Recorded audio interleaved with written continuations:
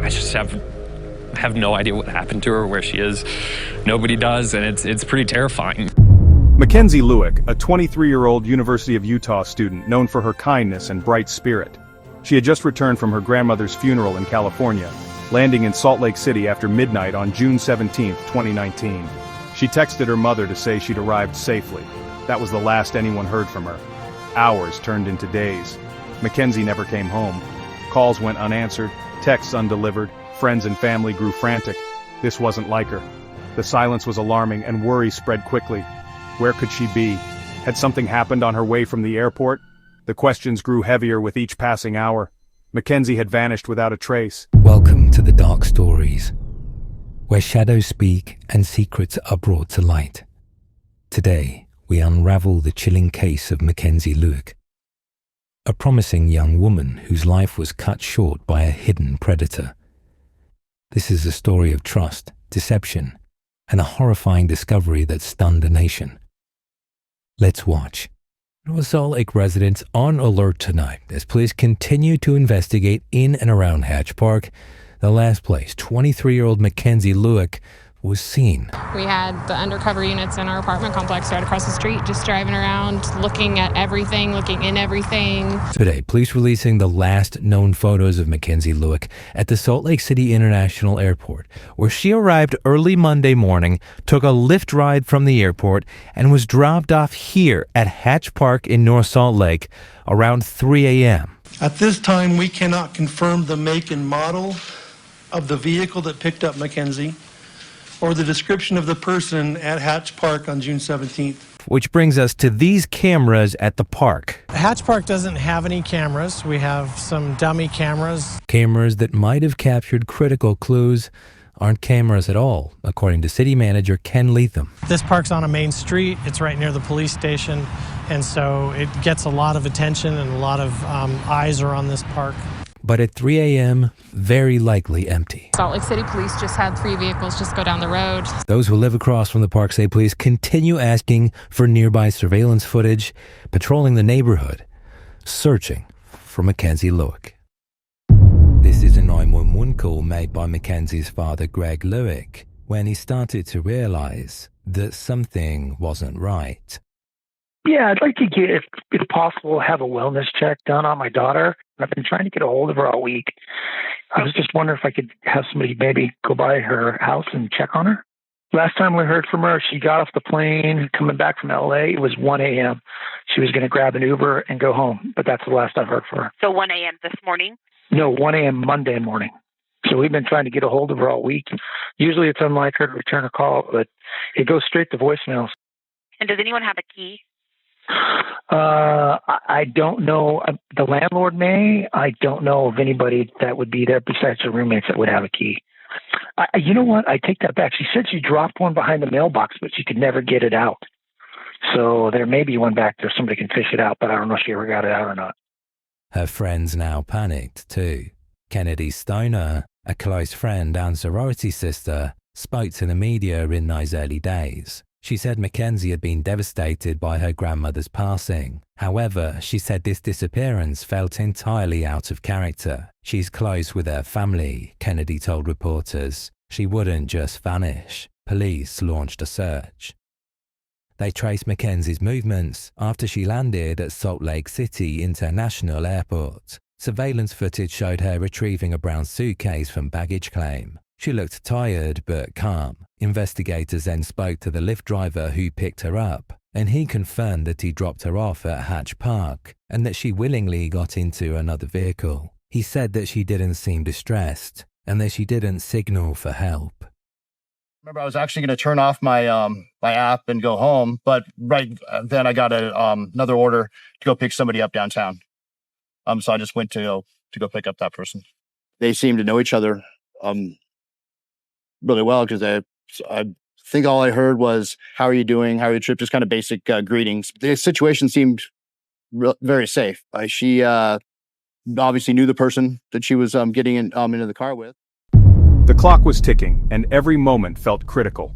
After 3 days of silence, with no word, no contact, and growing concern from her family and friends, McKenzie was officially reported missing. The initial hope that she might have simply taken an impromptu trip or needed some time alone began to fade, replaced by a gnawing anxiety. Salt Lake City police launched an investigation, treating the case with the seriousness it deserved from the outset. Missing persons cases are always a race against time, and the first 48 hours are often the most crucial. The investigation started at the airport, her last known location. Detectives began piecing together her movements, hoping to find any clue that could explain her disappearance. They meticulously reviewed security footage and interviewed airport staff. CCTV confirmed she'd arrived, seemingly without incident, and collected her bags. The footage showed her walking through the terminal, appearing calm and collected. Nothing seemed unusual in her demeanor or actions. She moved with purpose, like any other traveler arriving at their destination. There were no visible signs of distress or anyone following her. But in modern investigations, the physical world is only half the story. Detectives then checked her digital footprint, recognizing that the answers might lie hidden within the data she generated every day. Her phone records, social media activity, and financial transactions all were scrutinized for any anomalies or clues. This digital autopsy aimed to reconstruct her last known hours and uncover any potential leads. The digital investigation revealed she'd ordered a Lyft from the airport shortly after collecting her luggage. This was a crucial piece of information, providing a tangible direction for the investigation. The ride's data, pickup time, exact drop-off location, the driver's identity, and the route taken, offered a potential goldmine of information. Every detail was meticulously analyzed. This Lyft ride became the first real lead, a concrete point to investigate further and a potential pathway to understanding what happened to McKenzie. Police contacted Lyft immediately, requesting all available information related to the ride. The company cooperated fully, understanding the urgency and sensitivity of the situation. The driver's information, the precise route taken from the airport, and the final destination point were all critical pieces of the puzzle. Each element needed to be verified and explored. Hatch Park, a seemingly ordinary public space but now a focal point of the investigation. This digital trail, pieced together from phone records and ride-sharing data, was now the only guide, the only tangible link to McKenzie's whereabouts. Why Hatch Park? What was her purpose in going there, especially at night? And most importantly, what happened after she arrived? These questions hung heavy in the air. The investigation shifted dramatically from a routine missing person case to an urgent search, fueled by the unsettling destination and the growing sense of unease. Someone, somewhere, knew where McKenzie went that night, and the detectives were determined to find that person and uncover the truth. The search for answers intensified, with every resource and every available officer dedicated to unraveling the mystery surrounding McKenzie's disappearance. The night was still, the air thick with anticipation. Hatch Park, usually bustling with activity during the day, was now a silent, shadowy expanse under the dim glow of a lone streetlight. The darkness seemed to hold its breath, concealing secrets within its folds. Every rustle of leaves, every distant siren, amplified the sense of unease. A late-night Lyft ride, an unremarkable event in the city's constant motion, would soon become a crucial piece of the puzzle. The Lyft driver, navigating the quiet streets, vaguely remembered McKenzie. He recalled the details of that night, the passenger he had driven, unaware of the significance it would later hold. He'd dropped her at Hatch Park around 3 a.m. The park's entrance loomed in the darkness, the sign barely visible, a silent sentinel marking the boundary between the ordinary and the unknown. The driver remembered the specific location, a detail that would later prove invaluable to the investigators piecing together the events of that night. An odd destination at that hour. Why would anyone want to be dropped off at a deserted park in the dead of night? It was a question that hung heavy in the air, a perplexing detail that defied easy explanation. The emptiness of the park at that hour only amplified the strangeness of the situation. She seemed calm, not distressed. There was no indication of fear or urgency in her demeanor. She moved with a quiet confidence, as if she knew exactly where she was going and what she was doing. This detail further deepened the mystery, adding another layer of complexity to the unfolding narrative. Another car was waiting, its presence a silent question mark in the darkness. Parked discreetly, it was as if it was expecting her arrival. The vehicle's presence suggested a prearranged meeting, a rendezvous planned under the cover of night. McKenzie walked over, her footsteps echoing softly in the stillness of the night. Each step brought her closer to the waiting vehicle, closer to the unknown. The encounter was about to unfold, greeted someone, and got in. A brief exchange, a muffled greeting, and then the car door opened and closed, sealing her fate, at least for the moment. The encounter was swift, efficient, and shrouded in secrecy. The Lyft driver left, his role in the night's drama seemingly concluded. He drove off into the night, unaware of the significance of the events he had just witnessed, the secrets he was leaving behind. Unable to describe the other car or person, the darkness had been a perfect accomplice, concealing identities and obscuring details. The driver could only offer vague descriptions, leaving the investigators with more questions than answers. The mystery surrounding the other car and its occupant deepened. It was too dark. The lack of light became a significant obstacle, hindering the investigation and allowing the unknown to remain hidden. The darkness was a veil, concealing the truth and making the task of uncovering it all the more challenging. Investigators discovered as they began to piece together the fragmented timeline of that fateful night. Every piece of evidence, no matter how small, was scrutinized, analyzed, and carefully considered. The investigation was meticulous, driven by a relentless pursuit of the truth. McKenzie's phone stopped transmitting data soon after she arrived at the park. The sudden silence of her phone was a jarring anomaly, a digital void that spoke volumes. It was a deliberate act, a calculated move that suggested a desire to disappear, at least electronically. Soon after she arrived at the park, the digital trail went cold. The last known location, pinpointed on a digital map, marked the spot where McKenzie seemingly vanished from the grid. The investigators knew that this location was a critical point in the investigation. It was as if it had been turned off on purpose, a deliberate act to sever the connection to the outside world. The investigators suspected foul play, a calculated attempt to erase her digital footprint. The act of turning off the phone raised serious questions about McKenzie's intentions and the circumstances surrounding her disappearance.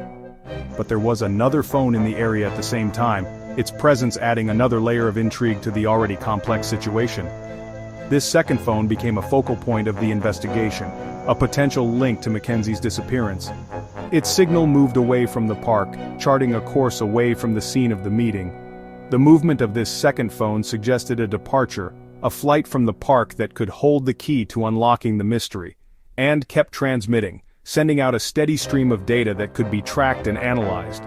Unlike McKenzie's phone, this device remained active, providing a continuous breadcrumb trail for the investigators to follow. Detectives traced this second phone, using sophisticated technology to follow its movements and uncover its secrets. The digital trail led them on a winding path, each data point bringing them closer to the truth, hoping it would reveal who McKenzie met, the identity of the person waiting in the darkness. The detectives hoped that this digital breadcrumb trail would lead them to the person who held the answers to McKenzie's disappearance. Was it coincidence, or the key to the case? Was the presence of this second phone merely a chance occurrence, or was it a crucial piece of evidence that could unlock the entire mystery? The question hung in the air, unanswered, a challenge to the investigators. The focus narrowed, the investigation intensifying as the detectives honed in on the second phone and its owner. Every detail, every connection was scrutinized with meticulous care. Who owned that phone? The question echoed in the investigation room, a driving force behind the relentless pursuit of the truth. Unmasking the owner of the phone was paramount to solving the mystery. The digital puzzle was coming together piece by piece as the investigators sifted through the data and connected the dots. The complex web of digital information began to reveal its secrets, slowly but surely. The mystery deepened, the shadows lengthening as the investigation continued into the night. The truth remained elusive, hidden beneath layers of deception and unanswered questions. The search for McKenzie was far from over. Investigators traced the second phone's signal from Hatch Park. The owner, Aula Aayi, a man in his early 30s living in Salt Lake City. There was no obvious connection between him and McKenzie. Friends and family didn't recognize his name. Yet his phone was at the park when McKenzie disappeared. Detectives began surveillance on Aayi, watching for anything unusual. The digital evidence was compelling, but not enough. Who was Aayi, and how did he know McKenzie? The investigation shifted. He was now the prime person of interest. Detectives prepared to dig deeper into his life. What secrets would they find? The tension was mounting. Police visited Aula Aayi's home. He denied knowing McKenzie, claimed he'd never met her. But his story had inconsistencies, details that didn't add up. Detectives sensed he was hiding something. With mounting evidence, they obtained a search warrant for his property. Forensic teams prepared for a thorough search. inside and out. The investigation was at a turning point. What would they find behind Aayi's suburban door? The search for McKenzie was about to reach a critical moment. The truth, whatever it was, lay just beyond those walls. The stakes had never been higher. With a warrant in hand, the search of Aayi's home began. Every room, every corner, meticulously examined by law enforcement. The hope was to find any trace, any clue that could lead them to McKenzie. The weight of the investigation pressed down, the silence of the house amplifying the tension. Inside, the house offered little in the way of immediate answers. The interior was surprisingly sparse, almost sterile. Minimal furniture, few personal touches. It was as if the house itself was holding its breath, concealing its secrets. Detectives moved from room to room, their eyes scanning every detail, searching for anything out of place. But the backyard, hidden from street view, told a different story. A story etched in the earth, whispered by the wind, and soon to be revealed by the diligent work of investigators. The seemingly ordinary space held a darkness that contrasted sharply with the mundane suburban setting. In the days following Mackenzie's disappearance, neighbors reported a strange occurrence, a fire, days after McKenzie vanished. A small detail perhaps, but one that pricked the ears of investigators, a potential anomaly in the otherwise quiet rhythm of the neighborhood. The fire was accompanied by an acrid, unnatural smell that lingered in the air, raising suspicions among those who lived nearby. It was a smell that spoke of something more than just burning wood, a smell that hinted at something sinister. With the neighbors' accounts fresh in their minds, investigators focused their attention on the fire pit in Aayi's backyard. It was an obvious point of interest, a place where something had clearly been destroyed. The forensic team began their meticulous examination, carefully documenting every detail. Their attention was also drawn to freshly disturbed earth nearby, an area where the soil appeared to have been recently turned. This patch of ground seemed out of place, a silent testament to a hidden act. They dug carefully, sifting through the soil with painstaking precision. Each handful of earth was examined, each pebble scrutinized. The investigators knew that the answers they sought lay buried beneath the surface. As they delved deeper, burned items began to surface. Fragments of clothing, charred personal belongings, items that potentially belonged to McKenzie. The discovery sent a chill through the team, a grim confirmation of their worst fears. Then, the most chilling discovery of all, something that would forever alter the course of the investigation. Amidst the ashes and debris, they found charred human tissue. The implications were horrifying. The tissue was sent to a forensic laboratory for DNA analysis, a process that would either confirm or deny their darkest suspicions. The wait was agonizing, each moment stretching into an eternity. The results came back, confirming the worst possible outcome. The remains belonged to McKenzie Lueck. The missing person case had become a homicide investigation. The hope for her safe return, which had flickered like a fragile flame, was extinguished. The news sent shockwaves through her family and friends, plunging them into unimaginable grief. The investigation shifted gears, transforming from a desperate search for a missing person to a grim recovery operation. The focus now was on gathering evidence and building a case against the perpetrator. The evidence, meticulously collected and analyzed, was overwhelming, painting a damning picture of what had transpired in that backyard. For Mackenzie's family, the nightmare they had desperately hoped to avoid was now a devastating reality. The pain was unbearable, the loss immeasurable. The community, once filled with hope and optimism, now braced itself for answers, struggling to comprehend the horrific events that had unfolded in their midst. The truth, pieced together from forensic evidence and witness testimonies, was horrifying, but undeniable. A young life had been brutally taken, and the search for justice had begun. Justice, though it could never truly erase the pain, had to follow. The legal system would now take its course, seeking to hold the perpetrator accountable for their heinous actions. News of Mackenzie's fate spread quickly. The city was shaken. Salt Lake City wasn't supposed to see this kind of horror. For her family, the confirmation was devastating. Vigils were held, candles lit, and flowers laid in her memory. The community mourned together, united in grief and anger. Questions echoed. How could this happen? Why McKenzie? The case dominated headlines, resonating far beyond Utah. A young life, full of promise, stolen in an act of cruelty. The search for McKenzie had ended in tragedy, but the search for justice was just beginning. The city demanded accountability. DNA and digital evidence tied Aula Aayi to McKenzie's murder. Phone records placed them together at Hatch Park. Aayi's computer searches revealed chilling intent. The fire, the missing mattress, the attempts to destroy evidence, all pointed to guilt. On June 28, 2019, Aayi was arrested and charged with aggravated murder and other crimes. The arrest brought a measure of relief, but no comfort. The legal process would be painful, but necessary. The evidence was overwhelming. The community watched, hoping for justice. The next chapter would unfold in court. The case against Aayi was airtight. Facing overwhelming evidence and the possibility of the death penalty, he pleaded guilty in October 2020. He admitted to meeting McKenzie at Hatch Park, killing her, and burning her body. The confession was chilling, offering little comfort to her loved ones.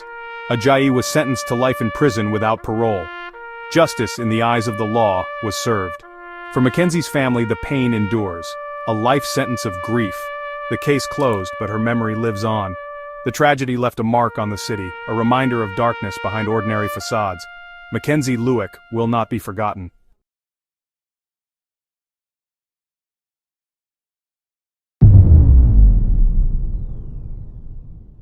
Okay, let's jump right in. We've got quite a collection of sources here, all focused on one specific, very tough, true crime case, McKenzie Lueck's disappearance and murder. Yeah. So our goal today, our mission, is really to unpack all this material, pull out the key details, the timeline, some really disturbing elements, honestly, and help you get the whole picture without feeling overwhelmed. Exactly. And the sources, they really lay out a clear path, tragic as it is. Starts almost simple, you know? Late night, a park, a young woman gets out of a rideshare, meets someone. Right. But you feel it shift almost immediately. Something's wrong. Yeah, and that's what these sources really guide us through, those critical moments. Who is she meeting? Why this park? Like super late, nearly 3 a.m., right? Mm-hmm. And how did her phone, her whole digital trail just stop? The material digs into the dark answers. So let's really get into what these sources tell us. Okay, so first, who was McKenzie Lueck? The sources tell us she was 23, a student at the University of Utah studying kinesiology. She was actually set to graduate in 2020. Yeah, big plans. Big plans, thinking about nursing, maybe even med school, just, you know, a life really full of potential. Absolutely. The sources really emphasize that. She worked, too, right, at a biological testing lab. Yeah. Member of a sorority, Alpha Chi Omega. And just sounded incredibly warm. Descriptions like adored, very close with her family, and the timing, just heartbreaking. She was flying back from her grandmother's funeral in California when this all started. It really paints a picture of full life, you know, connections, plans. It does. So the timeline, according to the sources, her flight gets into Salt Lake City just after 1:30 in the morning, June 17th, 2019. Okay. And then she texts her mom, like a quick check-in. Yep. Around 2 a.m., just landed safely, totally normal. But things take a turn pretty quickly after that, based on the source material. How so? Well, at 2:42 a.m., she gets into a Lyft. But here's the thing the sources highlight. She doesn't ask to go home. Right. She tells the driver Hatch Park, which was what, like 20 minutes away? Yeah, away from her place. And the driver's account is pretty key here, isn't it? The sources detail what he told police. Very key. He said McKenzie told him she was meeting a friend. And he specifically mentioned she didn't seem nervous or scared. Not at all. Okay. So his description continues. She gets out, takes her suitcase, wheels it across the grass.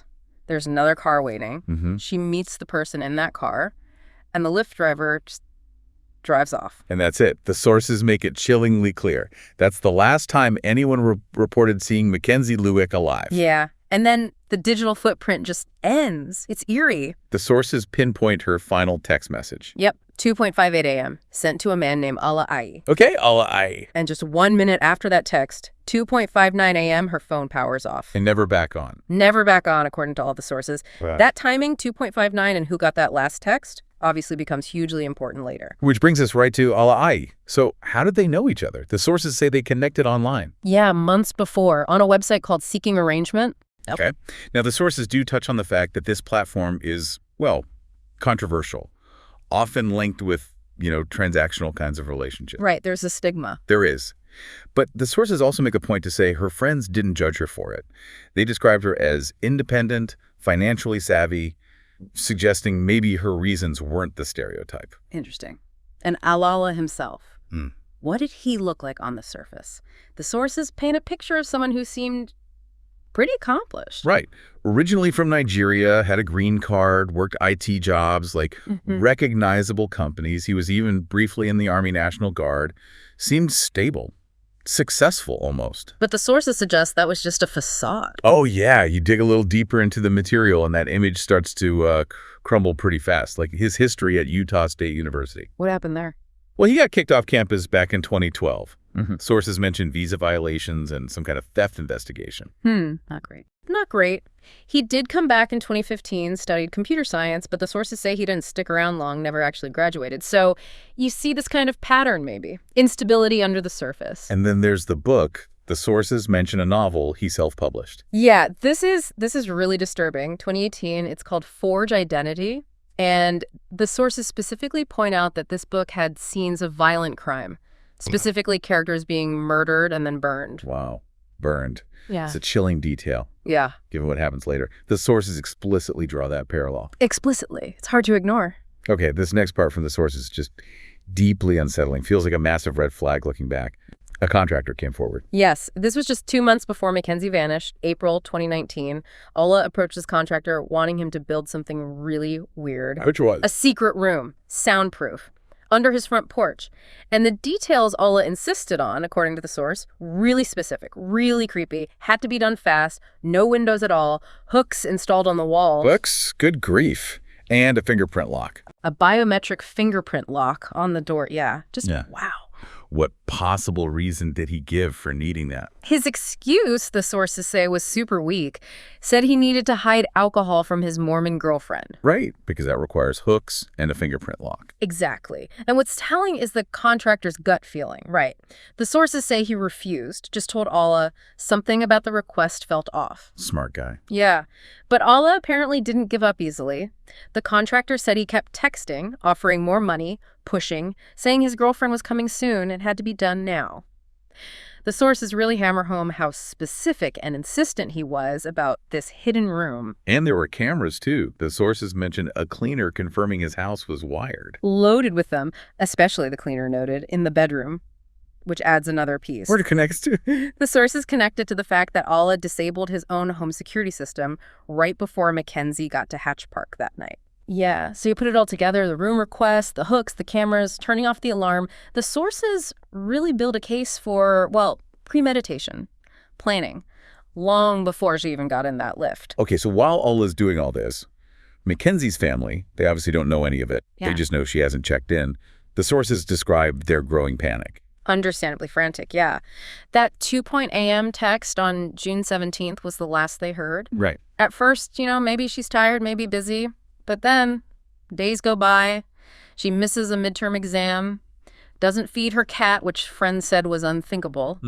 And then she misses a family wedding back in California she was definitely planning to attend. That's when, the real alarm bells go off. And her dad calls 911. The sources mention that call. They do. Greg Lueck, her father, requesting a wellness check. You can hear the worry. He explains they've been trying her phone all week, just go straight to voicemail, which was totally not like her. Yeah. He even mentions maybe there's a spare key behind the mailbox. Yeah. Just desperation to get inside and see if she's okay. And her friends were speaking out, too. Oh, yeah. A close friend, Kennedy Stoner, talked to the media. The sources quote her saying it was entirely out of character. McKenzie wouldn't just disappear. She wouldn't do that. So police get involved. They start tracing her steps. Right away. They track her movements from the airport landing. The sources note there's surveillance footage of her getting her suitcase. Looks tired, maybe, but calm. Nothing seems amiss there. And they talk to the Lyft driver. They do. He confirms the drop-off at Hatch Park, confirms she got into another car willingly. He's adamant, the sources say. She didn't seem upset, didn't signal for help, nothing like that. Okay, so how quickly do they zero in on Aula Aayi? The sources suggest it was pretty fast. Very quickly, yeah. Apparently, an Instagram follow. McKenzie's account followed someone the day before she disappeared. That seemed to play a role in leading police to Aula's address. Interesting detail. And the house itself, the source's ad, wasn't even his own. It was an Airbnb he was renting. So when police first talked to him, what's his reaction? Denial. Flat out denial, according to the sources. Said he didn't know McKenzie.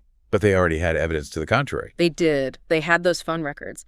Both his phone and McKenzie's phone pinging in the exact same spot, Hatch Park, at 2:58 a.m. on June 17th. right when she vanished, right when her last text was sent to him. Okay, so that denial obviously doesn't hold up. They get a warrant. Yep. June 26, they serve the warrant and start searching Aula's place. And it was a massive search. Dogs, forensics, digging equipment, the whole 9 yards. And wasn't there a tip from a neighbor that was crucial? The sources mentioned something about burning. Yes, absolutely critical. A neighbor noticed weird stuff in her garden near his property line, things that looked like they'd been burned. She called the police. The sources even mentioned body cam footage from when officers first went to check that out. And that led them to find something behind his garage. Exactly. An area of dirt that looked freshly dug up, turned over. And what did they find there? It's grim. The sources detail it clearly. Human tissue, fragments of bone, charred fabric, and horribly, part of a human scalp with hair attached. Oh my God. Yeah. And elsewhere on the property, they found more burned items. Some of Mackenzie's personal things, like her student ID, and that red gas can. The gas can? Forensics confirmed it very quickly. The remains were McKenzie Lueck. God. The call to her parents. The sources mentioned Chief Brown saying it was one of the hardest calls he ever had to make, describing Greg and Diana Lueck's devastation. Unimaginable. And the gasoline smell. Was that confirmed anywhere else? In Aula's car, yeah. Sources note a distinct smell of gasoline inside his vehicle, another piece locking into place. So with all this forensic evidence piling up at his house, the pressure must have been immense. Overwhelming. And the sources say on July 2nd, he cracked. Didn't confess directly at first, but through his lawyer, he told police there was somewhere else they needed to look. Before that, though, the sources mentioned body cam of his arrest. Yeah. What was that like? Yeah. July 2nd arrest. You see him, he asks about news cameras first, then asks for a lawyer, but he does agree to let them download his phone data. Did he say anything incriminating then? He made a comment to the detective, something like the police just wanted to pin it on someone. Defensive. Very. But the sources show the detective pushed back hard, pointed to the phone records, placing them together at the park, said something like, stuff doesn't just happen, you have to explain what happened. Really confronting him. So, based on what Aula told his lawyer, police search a second location. Yes. Following his directions, search teams go way north of Salt Lake City, about 85 miles up to Logan Canyon. This is July 3rd. And what do they find there? It's a wooded area off a dirt road. They find another shallow grave, almost hidden. Oh, no. They start digging, and they find more charred remains. Charred again. Charred again. And the sources state zip ties were still binding her arms behind her back. Jeez. They also found clothing fragments that match the fabric found burned in his backyard. So he moved her. Clearly, the sources make it obvious. Her body had been moved from the backyard, taken up there, burned again, and buried again. And the timing on that. When did he go up there? Phone records were key again. The sources show his phone was pinged in that exact remote spot in Logan Canyon on June 25th. June 25th. Wait, that's just one day before the police first knocked on his door for that initial search warrant. Exactly. The strong implication from the sources is he panicked after that first police contact, realized they were onto him, and desperately tried to move and hide the body better. Wow. So despite all his efforts, disabling security, burning things, moving the body, he left a trail. He did. The sources really emphasize how it all came together. His digital footprint, the surveillance tapes, those gas receipts, his lies just unraveling. It all pointed right back to him. So eventually, he confesses fully. Yeah. What does he say happened inside the house? The sources detail the crime itself. Yes. The sources lay out the horrific details from his confession. He said once Mackenzie was inside his house, he bound her wrists, used zip ties and rope. Then he started strangling her. Manually, with his hands. Oh, God. She begged him to stop, tried to fight him off, but he flipped her onto her stomach, used a belt then to help finish strangling her, until she died. Did he say why? Was there an argument? Anything? No, the sources are stark on this. His account mentioned no call for help afterward, no remorse, no panic described in the moments of the murder itself, just cold action. What did he do right after? Threw some of her things in the Jordan River, the sources say. Then dug that first grave in his backyard, buried her there initially. And the burning. When did that happen? The very next day, he went back out, poured gasoline on the grave, and burned her body right there in the yard. In his backyard. Neighbors must have noticed something. They did.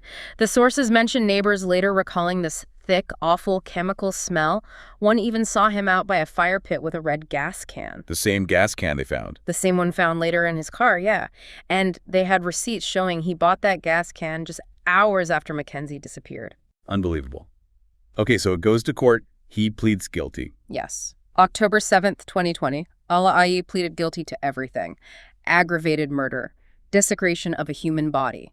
He admitted it all. And wasn't there another charge? The sources mentioned another victim. There was. He also pleaded guilty to violating another woman, someone he met on a dating app back in 2018. She actually came forward after seeing McKenzie's story in the news. Wow. So it wasn't an isolated incident in terms of his behavior towards women he met online. Seems not. The sources really highlight this pattern, and the evidence against him for McKenzie's murder was just crushing. The sources describe his history as almost a disturbing blueprint leading to this, talked about premeditation to the nth degree. Did prosecutors push for the death penalty? They considered it, the sources say, but him pleading guilty meant no trial, which, while maybe unsatisfying for some, did spare McKenzie's family the agony of having to sit through all those graphic details in court. I can only imagine. Did the family speak at the sentencing? They did. The sources describe incredibly powerful statements. Her father, Greg, her cousin, talking about the devastation. Her dad called it a nightmare you can't wake up from. Just gut-wrenching grief over the future she lost. And the sentence. October 23rd, 2020, Judge Venice Trees handed it down.